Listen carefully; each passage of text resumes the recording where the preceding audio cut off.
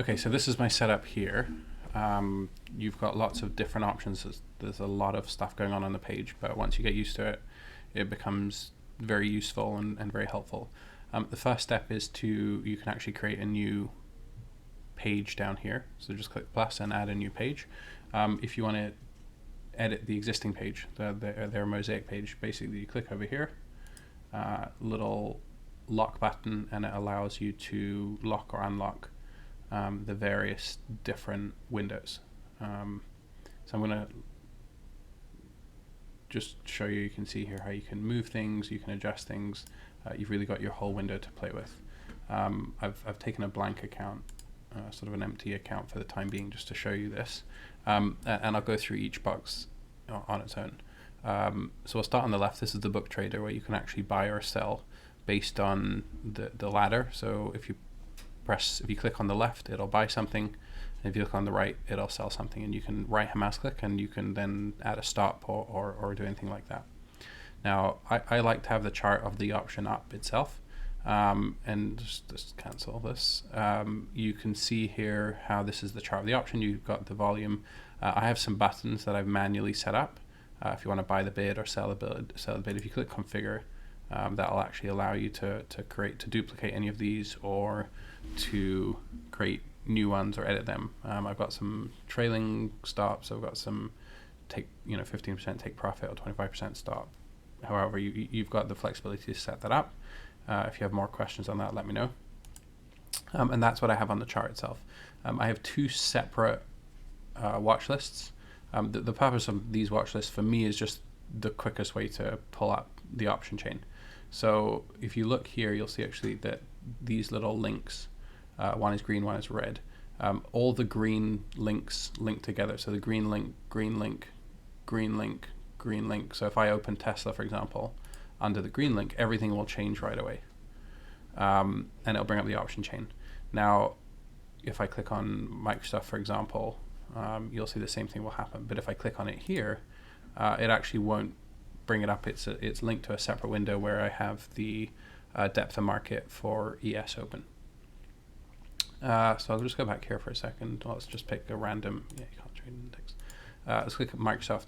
I'll show you here the option chain. So the option chain is set up to show a number of strikes. Sometimes it doesn't. One of the things I've struggled with is it doesn't always pull up, especially on SPX. It doesn't always pull up the 0 DTEs right away. You see, so today it does, but all you have to do is click here and click more, and then make sure weeklies or quarterlies. See, sometimes it'll just pick up the SPX. Basically, just click weeklies or quarterlies, and it will then, you can just go backwards and forwards, or choose the one that you want. And then you can set how many strikes you want to show. I happen to like all strikes, but you can set 2 standard deviations, 2.5, however you want to do it, and that will then show up for everyone, for everything that you need. Okay, so this is the option chain. Over here is your portfolio, so that's all your open positions. It'll give you whether in profit, loss, percentage-wise, etc., etc. I like to turn this off sometimes. Just click on market statistics, and it hides it for me. I have an order entry here section, so let me just pull up. Let's just pop a Microsoft call. So what you can do, the quickest way to actually load a call is just to click on this side, the bid or the ask, and you can click on this side also to sell. So if I just click, I want to buy the 242.5, so I just click here, and then I can either set the price in here. So I click ask and I click buy, or what I can do is I can set it, put a buy order here, and it will automatically create a buy order. So for example, I'll just show you if I put a buy order at 15. So buy order at 10 to make sure it doesn't fill. You can see how the buy order sits in here, and it automatically puts a buy order on the chart. If I put a sell order at 35, for example, it'll tell me I can't hold a short call, which is fine. But you'll see here it puts it connects to the chart, puts it on the chart. Let's just cancel that. And you can see here how all the orders are put in here. And if there are any trades, it'll show it under the trades and the summary section. In the middle here, I have time and sales. Now the time and sales I have open for ES, and you can choose a specific contract. So if you want to say You could choose Microsoft if you want, or if you want to choose, let's just do ES, you hit enter, and then you can choose the futures. So click, oops, sorry, no, futures, and then you can choose the chart. Sorry, the specific contract.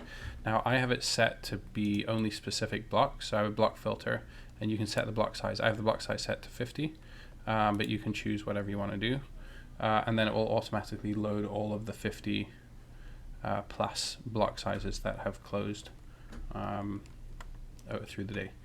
I'm trying to think if there's anything else. You can open separate windows, so when you're actually creating this mosaic, you can click new window, and you can set wherever it is you want to go, either on a separate window on your computer, or if you want to have it open within this mosaic window. I think that's it.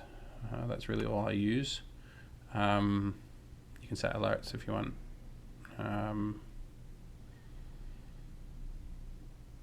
And you can obviously choose different accounts. You can have multiple accounts under the same